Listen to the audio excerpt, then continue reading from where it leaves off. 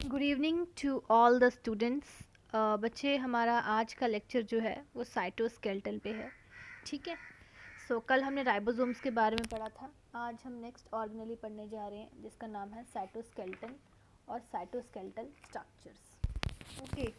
सो cytoskeletal जो है, जिस तरह हमारी बॉडी में एक ढांचा रहता है हमारे शरीर का, स्केलेटल सिस्टम है ना, जिससे हमारे मसल्स अटैच्ड हैं, हम उठ सकते हैं, बैठ सकते हैं, वी कैन डू वर्क। ठीक है। एक ढांचा है, एक फ्रेम वर्क है। ठीक है। जो एक्चुअल में बॉडी को, उसकी शेप, उसकी स्ट्रेंथ, उसको सपोर्ट कर रहा है हर एक चीज़ में।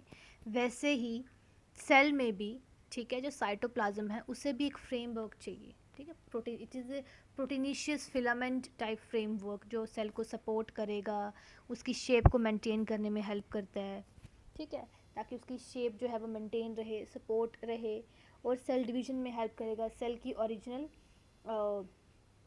शेप को मेंटेन करेगा, मैकेनिकल सपोर्ट प्रोवाइड करेगा। So it provides various certain essential elements also, जो कि सेल को सपोर्ट करने में हेल्प करते हैं। बेसिकली सेल की जो वर्किंग है, जितने साइटोप्लाज्मिक फ्लूइड है, सेलुलर ऑर्गेनेलीज हैं, ठीक है, उनको अपनी अपनी स्पेस प्रोवाइड करता है साइटोप्लाज्म में। So it acts a very vital role, it has a very vital role. और ये कुछ 3 पार्ट्स का मिलके बना हुआ है। ठीक है। It consist of 3 parts, and that is microtubules, intermediate filaments and microfilaments. ठीक है। अब हम वन बाय वन इन सब के बारे में पढ़ेंगे। पहले हम पढ़ते हैं माइक्रोट्यूब्यूल्स के बारे में। जो डायग्राम आप देख रहे हैं, ये माइक्रोट्यूब्यूल्स के बारे में है। माइक्रोट्यूब्यूल्स एक्चुअल में पहली बारी रॉबर्टिस एंड फेंचाई ने डिस्कवर्ड किए थे, जो नर्व फाइबर्स हैं उनके एक्सॉन में, एंड इन्हें तब न्यूरोट्यूब्यूल्स कहा गया था। ये साइटोप्लाज्म में प्रेजेंट रहते हैं, नियर अबाउट यूकैरियोट्स के साइटोप्लाज्मिक मैट्रिक्स में ये प्रेजेंट रहेंगे। सभी यूकैरियोटिक सेल्स में ये एग्जिस्ट करते हैं। और बहुत सारी ऐसी सेलुलर ऑर्गेनेलीज हैं, जैसे सीलिया या फ्लैजेला वगैरह, उनमें भी ये प्रेजेंट रहती हैं। ये माइटोटिक एपरेटस भी बनाते हैं। हमने पढ़ा हुआ इनके बारे में कि जो माइक्रोट्यूब्यूल्स हैं वो स्पिंडल एपरेटस बनाने में भी हेल्प करते हैं। एंड माइक्रोट्यूब्यूल्स जो हैं वो कुछ सेल, जैसे कि प्रोकैरियोटिक सेल्स, उनमें एग्जिस्ट नहीं करते। ठीक है। They are absent in the prokaryotic cells. Microtubules ऐसे हॉलो, जो खोखले हों अंदर से, इस तरह से ब्रांच सिलेंडर्स टाइप्स हैं, और नियर अबाउट 25 नैनोमीटर तक इनकी विड्थ रहती है। और माइक्रोट्यूब्यूल्स समटाइम्स सिंगली एग्जिस्ट करते हैं, या कई बार बंडल्स में होते हैं। ठीक है। ये कहाँ से निकलते हैं? सेंट्रियोलर पार्ट से निकलेंगे, सेंट्रियोल्स से निकलेंगे। ठीक है। Centriole, centriole present in the animal cells, centriole वाले पार्ट से निकलेंगे। और माइक्रोट्यूब्यूल्स, जैसे कि आप देख रहे हो यहाँ पे, क्या है, 13 पैरेलल प्रोटोफिलामेंट्स है ना। ये जो वॉल है ना, ये यही दिखाई हुई है यहाँ पे, इस तरह से। ऊपर वाला जो चक्कर है ना, ये 13 इस तरह से अरेंज रहते हैं। और एंटी पैरेलल प्रोटोफिलामेंट्स, जो कि इस तरह से कैविटी बना देंगे, बीच में जो है हॉलो कैविटी है। ये 13 प्रोटोफिलामेंट्स जो हैं ये कैविटी बना देंगे, जो कि नियर अबाउट 150 आर्मस्ट्रॉन्ग विड्थ में होगी। एंड उसके बाद क्या है, प्रोटोफिलामेंट जो है ऊपर वाली, ये 13 तो प्रोटोफिलामेंट्स आ गई, बट जो प्रोटोफिलामेंट्स हैं वो रोज़ की बनी हुई हैं, जैसे कि आप ये देख रहे हैं, black and white globular globules. ठीक है। ये कुछ इस तरह से ग्लोब्यूलर सब यूनिट्स की बनी हुई है, उनकी रो है, जो कि मेनली प्रोटीन के बने हुए हैं, ट्यूब्यूलिन प्रोटीन है उसके बने हुए हैं। जितने भी ट्यूब्यूलिन सब यूनिट्स हैं, वहाँ पे एक अल्फ़ा ट्यूब्यूलिन है, आप देख रहे हो, one is alpha and one is beta tubulin. ठीक है। अल्टरनेटली अरेंज्ड है वो, एक अल्फ़ा एक बीटा, एक अल्फ़ा एक बीटा।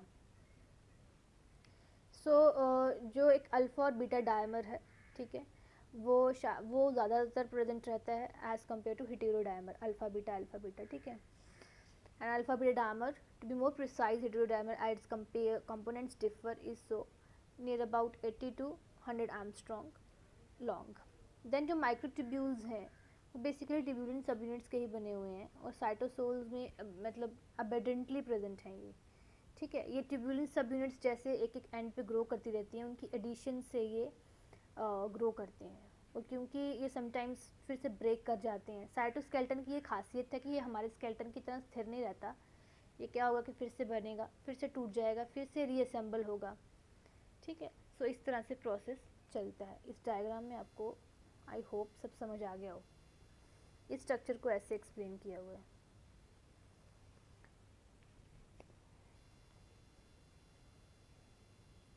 सो अगर अब हम माइक्रोट्यूब्यूल्स के फंक्शंस के बारे में पढ़ें, सो एज यू नो कि ये सपोर्ट प्रोवाइड करते हैं सेल को, उसकी शेप, उसकी फॉर्म को मेंटेन रखने में हेल्प करेंगे।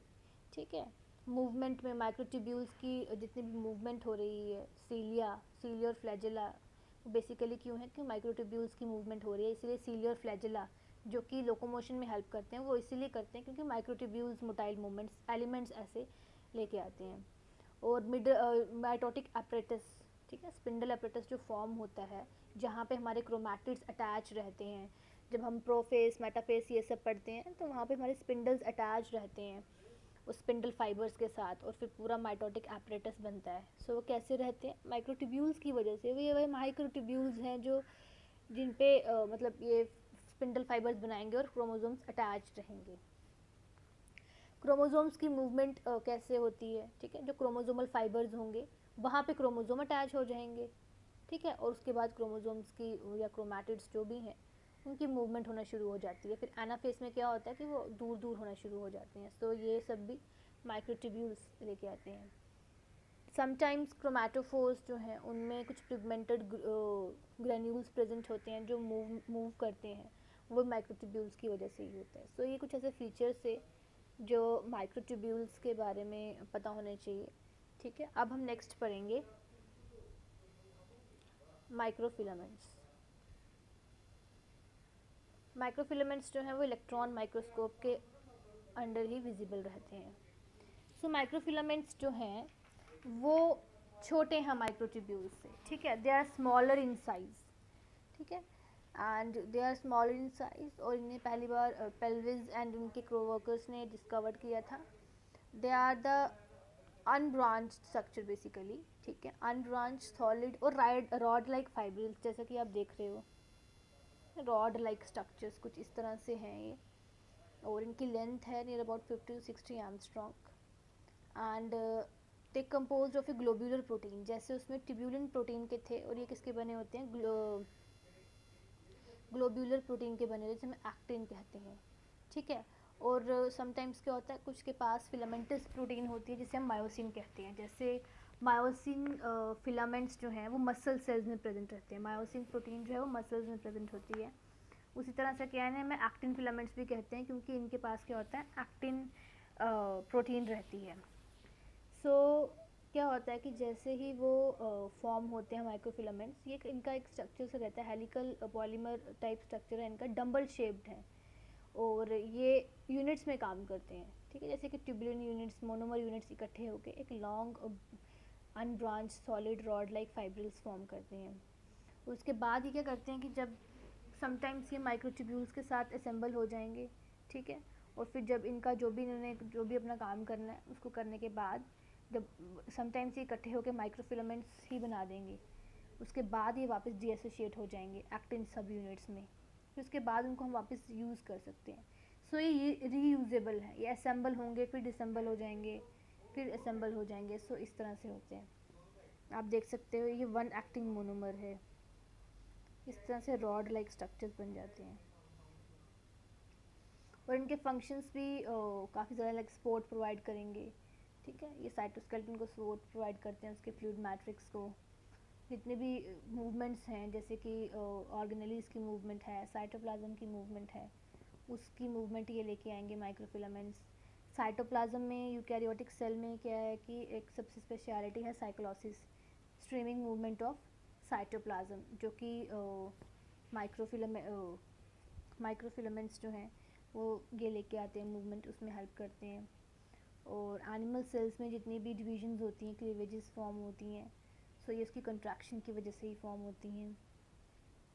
ठीक है, so they are responsible for many type of works, और ये कुछ इस तरह से काम करते हैं कि इनकी सेल और साइटोप्लाज्म में पूरी सपोर्ट प्रोवाइडेड रहती है।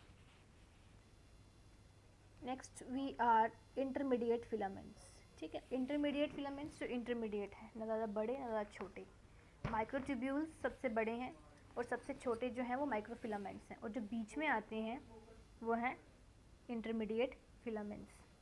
सो intermediate filaments you can see इस तरह से बने हुए हैं इंटरमीडिएट फिलामेंट्स। और इंटरमीडिएट फिलामेंट्स जो हैं वो उनकी लोकेशन क्या है, वो बेसिकली साइटोप्लाज्म में प्रेजेंट रहते हैं और यूकैरियोटिक सेल्स में ही होते हैं। ये प्लांट सेल्स में ये एब्सेंट होते हैं, और आरबीसीज में भी ये एब्सेंट होते हैं, प्रोकैरियोट्स में भी ये एब्सेंट रहते हैं, और ये सपोर्ट में हेल्प करते हैं। ठीक है, ये माइक्रोफिलामेंट से थोड़े से बड़े होते हैं, near about 10 nanometre in thickness, and they are solid unbranched, और इनमें भी non motile structural proteins present रहती हैं, जैसे केराटिन, डेस्मिन, ठीक है, विमेंटिन, इस टाइप की प्रोटीन्स प्रेजेंट रहती है। जैसे उसमें एक्टिन प्रोटीन थी, उसमें ट्यूब्यूलिन थी, इनमें इस टाइप की प्रोटीन्स प्रेजेंट रहती है। कुछ 5 टाइप की प्रोटीन्स होती है इनमें प्रेजेंट, जैसे कि पहले केराटिन प्रोटीन है। ठीक है, केराटिन कंटेनिंग इंटरमीडिएट फिलामेंट्स में क्या होता है, ये एपिडर्मल सेल्स में होगी, और उसके बाद क्या होगा कि एपिडर्मल सेल्स कुछ इस तरह से आपस में लिंक हो जाएंगे और डिफ्रेंशिएट हो जाएंगे ताकि वो डेड सेल्स की फॉर्मेशन कर सकें। ठीक है, केराटिन ऐसी पिगमेंट है जो हमारे हेयर्स में, स्किन्स में, नेल्स में प्रेजेंट रहती है। ठीक है, नाउ डेस्मिन फिलामेंट्स भी हैं। ठीक है, डेस्मिन फिलामेंट्स में क्या है कि वो मसल सेल्स में प्रेजेंट रहती हैं। ठीक है, they are present in the muscle cells. वो क्या करती हैं कि एक सिग्नल सा क्रिएट करती हैं ताकि मसल्स फंक्शनल रहें और कंट्रैक्शन में हेल्प करें। ठीक है, उसके बाद विमेंटिन जो इंटरमीडिएट फिलामेंट्स हैं, ये काफ़ी ज़्यादा वाइड सेपरेट और कॉमन फिलामेंट्स हैं। ये न्यूक्लियर एनवलप के साथ, न्यूक्लियस की जो बाहर की मेम्ब्रेन होती है, जिसे हम न्यूक्लियर मेम्ब्रेन कहते हैं, उसके साथ अटैच्ड रहते हैं ये। ठीक है, they get attach to that membrane, और न्यूक्लियस को सपोर्ट करेंगे, उसकी सेल में पोजीशन को मेंटेन करके रहेंगे। और न्यूरोफाइब्रिल्स, ठीक है, नर्व सेल्स के जो भी न्यूरोफाइब्रिल्स हैं वहाँ पे काफ़ी ज़्यादा ये इनकी फॉर्मेशन होती है। एंड उसके बाद ग्लेल सेल्स जो हैं न्यूरॉन्स के, उनके पास इंटरमीडिएट फिलामेंट्स हैं जो ग्लेलियल फाइब्रिलरी एसिड प्रोटीन के बने होते हैं। सो उनमें इन सब की कंपोजिशन रहती है। सो ये 5 टाइप की प्रोटीन्स के बने रहते हैं। सो फंक्शंस इनके ये हैं कि ये भी साइटोस्केलेटन का पार्ट फॉर्म करते हैं, जो कि साइटोसोल को सपोर्ट प्रोवाइड करेगा, सेल की शेप मेंटेन करके रखेगा। स्ट्रक्चर ऑलमोस्ट सबके सेम ही है। जब कभी हम पढ़ते हैं, हमने सेल मेम्ब्रेन का स्ट्रक्चर भी देखा था, उसके बिल्कुल साथ में जब पेरिफेरल प्रोटीन्स है वहाँ पे आगे क्या था, वहाँ पे आगे साइटोस्केलेटन था, माइक्रोफिलामेंट्स, माइक्रोट्यूब्यूल्स। ठीक है ना, इनकी जगह ही ऐसी होती है कि न्यूक्लियस से एक्सटेंड होकर सेल मेम्ब्रेन तक इनके फैले रहते हैं साइटोस्केलेटन, जितने भी इनके पार्ट्स हैं। So they form the major structural proteins. ठीक है, मतलब अब हमने देख लिया केराटिन भी है। ठीक है, केराटिन इज़ प्रेजेंट और डेस्मिन इज़ प्रेजेंट। सो क्या करते हैं कि ये हेयर, स्किन, इनकी प्रोटीन पार्ट बनाते हैं। मसल सेल्स की मूवमेंट्स में, कंपोजिशन में इनका योगदान रहेगा। ठीक है, स्ट्रेंथ प्रोवाइड करेंगे एक्सॉन्स में, न्यूरोफाइब्रिल्स में, न्यूक्लियस को बिल्कुल अपने ऑर्डर में रखेंगे। ठीक है, और सेल ऑर्गेनेल्स में एक स्पेस ही मेंटेन करके रखेंगे। सो इस तरह से क्या है कि they help in the overall structure and maintenance of the cell. So ये 3 पार्ट्स है साइटोस्केलेटन के, we have done it. So आज के लिए इतना ही रखते हैं. Next we'll start with the next topic. Thank you and God bless you all.